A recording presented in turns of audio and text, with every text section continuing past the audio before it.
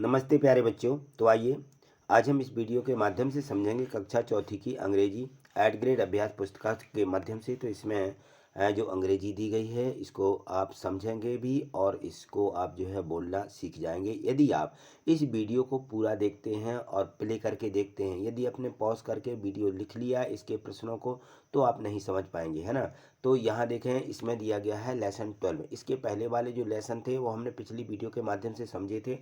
और यदि आप किसी कारणवश से इनको नहीं समझ पाए हैं तो इसके डिस्क्रिप्शन में लिंक दी गई है, उस पर जाकर के आप देख सकते हैं या प्ले लिस्ट पर जाकर के भी देख सकते हैं। तो देखिए प्ले लिस्ट पर कैसे जाना है। आपको ये गणित वाले सर के नाम से चैनल है, यहाँ देखिए नीचे गणित वाले सर और फोटो भी लगी हुई, यहाँ क्लिक करें तो आपको यहाँ राइट साइड में देखेंगे तो यहाँ पे प्ले लिस्ट लिखा है, उस पर क्लिक कीजिए तो प्ले लिस्ट खुल जाती है और आप वहाँ से सभी वीडियो कंप्लीट कर लें।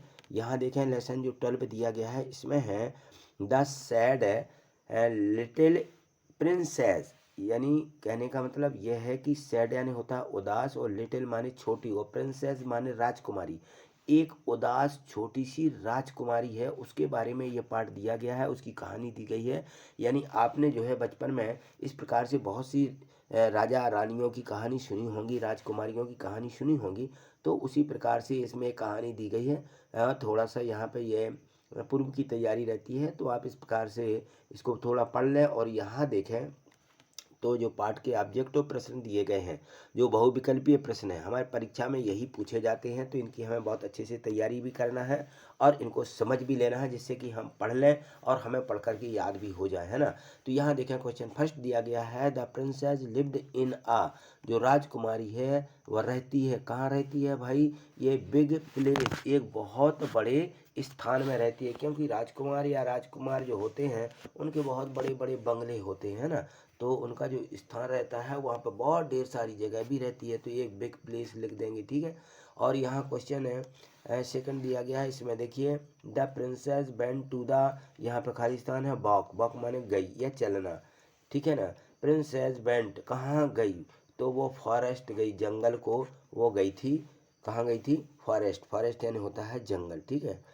यहाँ पे क्वेश्चन है 3 दिया गया है, इसको देखिए, इसमें है, इसको इस प्रकार से आपको पढ़ना है कि did the princess smile ईवर in the places, did you princess, क्या वो राजकुमारी स्माइल माने मुस्कुराती, ईवर इन द प्लेसेस अपने उस स्थान पर कभी मुस्कुराई, तो लिख देंगे know the princess never smile the place, वह अपने वहाँ पर कभी नहीं मुस्कुराई है, नहीं मुस्कुराई, ठीक है ना।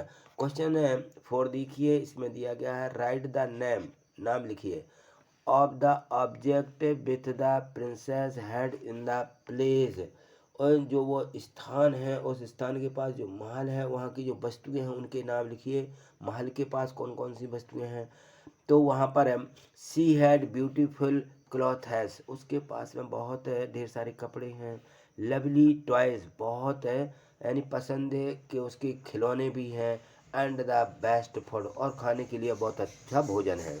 क्वेश्चन 5 यहाँ पे है राइट एनी वन ऑब्जेक्टिव, कोई एक ऐसा ऑब्जेक्टिव शब्द लिखना है that is use for the princess, जिसको वो राजकुमारी उपयोग करती है, तो वो करती है ब्यूटीफुल यानी बहुत सुंदर, देखना भी चाहती है वो। क्वेश्चन 6 दिया गया है right the simple past, simple past यानी साधारण भूतकाल, form of the verb loaf, loaf माने हंसना होता है, तो इसका जो है हमें पास्ट फॉर्म में बदलना है सिंपल पास्ट में। तो ये जो है इसकी जो है ये लॉफ यानी प्रेजेंट में दिया गया है हंसना, लॉफ यानी हंसना, तो इसका सिंपल पास्ट हो जाता है लॉफ्ड, ठीक है, हंसी, ठीक है। इस प्रकार से हमें इसका प्रेजेंट से पास्ट फॉर्म में हमें इसको लिख देना है। आपने जो है तो ग्रामर तो पढ़ी होगी, नहीं पढ़ी है तो ज़रूर उसको एक बार पढ़ लें या समझ लें, क्योंकि जितनी इसमें ग्रामर दी गई है उतनी अपन को पढ़ करके समझ के ही चलना है। यहाँ देखें क्वेश्चन 7 दिया गया है कि इन सर्किल, एक इन सर्किल यानी गोले में जो यहाँ पे दिए गए हैं द ऑब्जेक्ट है विच द प्रिंसेस सा, यानी प्रिंसेस जो राजकुमारी ने देखे इन द फॉरेस्ट जंगल में, and re write them in the given space, यहाँ पर जो इसमें जो शब्द लिखे हुए हैं इन सर्किल में, इस वाले घेरे में, ठीक है ना, तो इसमें जो राजकुमारी ने जंगल में देखे हैं उनके नाम यहाँ पे लिखे हैं। तो उन्होंने क्या देखा, उन्होंने सूर्य देखा था वहाँ पर, है ना। फ्लावर देखे, फूल देखे हैं, और ग्रीन माने हरा देखा, और ग्रास भी देखी, ठीक है ना। तो इसमें हमें इन शब्दों को यहाँ पे द्वारा लिख देना है। चलिए अगला क्वेश्चन देखिए, इसमें दिया गया है कि क्वेश्चन 8 में प्रिंसेस सा many natural object in the forest, make a list and draw any one of them. आप जो है पूरा उच्चारण अच्छे से समझें, क्योंकि यदि आपसे अच्छे से उच्चारण करते बनने लगेगा तो आप इंग्लिश को पढ़ पाएंगे। और इसकी मीनिंग मैं बताता चलता हूँ, आप इनको समझते चलें। क्वेश्चन 8 में क्या दिया गया है, द प्रिंसेस सा मैनी नेचुरल ऑब्जेक्ट। नेचुरल यानी होते प्राकृतिक। द प्रिंसेस सा राजकुमारी ने नेचुरल यानी क्या प्राकृतिक वस्तुएं वहाँ पे देखी, इन द फॉरेस्ट जंगल में, मेक अ लिस्ट उसकी एक सूची बनाइए, and draw any one of them उनमें से उनको यहाँ पर लिखिए। तो द प्रिंसेस सा शाइनिंग सन यानी शाइनिंग यानी चमकता हुआ सूर्य देखा, द क्लॉथ और क्लाउड बादल देखे, और वाइट है फ्लावर यानी सफ़ेद फूल, द ग्रीन ग्रास और हरी हरी घास उन्होंने वहाँ पर देखी, ठीक। और इसमें दिया गया है कि ड्रा यानी वन ऑफ दम उनमें से किसी एक का जो है चित्र बनाना है। तो यहाँ पे देखिए चमकता हुआ सूर्य का चित्र मैंने बना दिया है। तो आप इसको इस प्रकार से भी बना सकते हैं। देखिए ये ठीक है, यहाँ सूर्य का चित्र बना दीजिए। क्वेश्चन 9 देखिए, यहाँ पे right any 5 object use in the poem. जो ये कविता थी इसमें जो शब्द उपयोग हुए हैं उनको यहाँ पे लिखना है, जैसे beautiful, little, shining, big, best इत्यादि। ये शब्द हमें यहाँ पे लिख देना है, ठीक है। क्वेश्चन 10 इसमें दिया गया है, इसको देखिए, right the correct form of the verb in the space given below. यहाँ पे जो प्रेजेंट है और यहाँ पे पास्ट, यहाँ वर्ब दी गई हैं तो प्रेजेंट में है, कुछ पास्ट में हमें भरना है। तो बाक, बाक का होता है बाक्ड। यहाँ पे लुक है, लुक्ड दिया गया था तो यहाँ पे लुक लिख देंगे, लुक्ड का प्रेजेंट में होता है लुक, ठीक है ना। और यहाँ पे देखें इस्माइल दिया गया है, इस्माइल तो स्माइल्ड होता है SMILED स्माइल्ड, ठीक है। इस प्रकार से लिख दीजिए। और यहाँ पर राइट का होता है रोट और क्राई का होता है क्राइड, बाई हटा करके ID लगा देते हैं, ठीक है। तो इस प्रकार से ये प्रेजेंट और ये पास्ट में बदल जाते हैं। यहाँ समझिए क्वेश्चन 11 दिया गया है, यहाँ है combine the following sentences form of table. जो यहाँ पर टेबल दी गई है, कंबाइन द फॉलोइंग, ये जो अलग अलग टेबल है इन सबको क्या करना है, मिला करके हमें इस यहाँ पर पूरा एक सेंटेंस यानी वाक्य बनाना है। And right them in the given space, यहाँ पर जो स्थान दिया गया है तो हमें इनको कंप्लीट करते हुए सभी वाक्यों को मिलाती हुए कौन किसके साथ लगना है, एंड और बट दिया गया है, ठीक है। और हमें यहाँ पे वाक्यों को लिख देना। तो इस प्रकार से आप लिखेंगे। यहाँ देखिए ये हमने यहाँ पे इस प्रकार से लिख दिए हैं, तो आप इनको बिल्कुल जो कहते हैं इसी प्रकार से उतारेंगे। द प्रिंसेस हैड आएगा इसमें, a big place, she had beautiful clothes. तो जो द प्रिंसेस है, जो वहाँ पे एक राजकुमारी है, राजकुमारी के पास क्या है, हैड अ बिग प्लेस, उसके पास एक बहुत बड़ा स्थान है ना, मैदान है कहना चाहिए। सी हैड ब्यूटीफुल क्लॉथ्स, और उसके पास बहुत सुंदर कपड़े हैं। My mother give me some sweets, मेरी माँ मुझे बहुत अच्छी मिठाइयाँ देती है। एंड आई सा हैप्पी, और मैं हमेशा प्रसन्न रहता हूँ।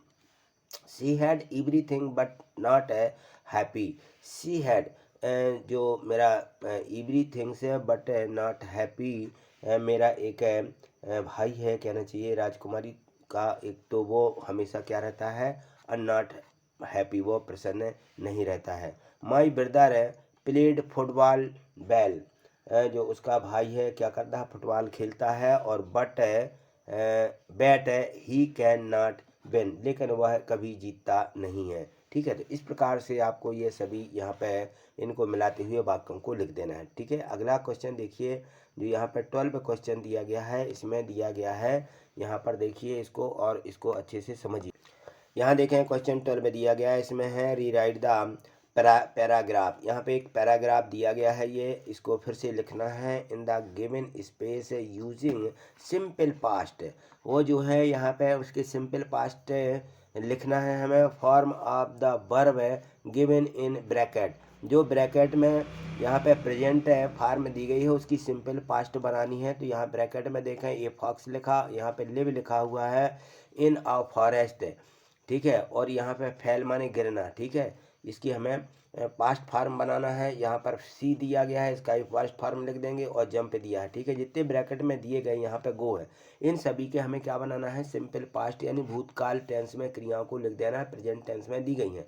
तो इस प्रकार से होगा। और इसका उच्चारण देखें, a fox lived in a forest, जंगल में एक लोमड़ी रहती थी, रहता यहाँ ता आ जाएगा, यहाँ रहती थी।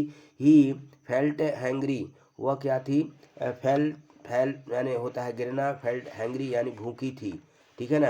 ही saw grapes hanging from a vine, उसने क्या देखा, अंगूर एक बेल है, अंगूरों की एक बेल रहती है ना, बॉल, वह उसमें लटकती हुई देखी। ही जंप्ड अप अगेन, वह क्या हुई, एकदम उसने जंप किया, ऊपर की तरफ उछली।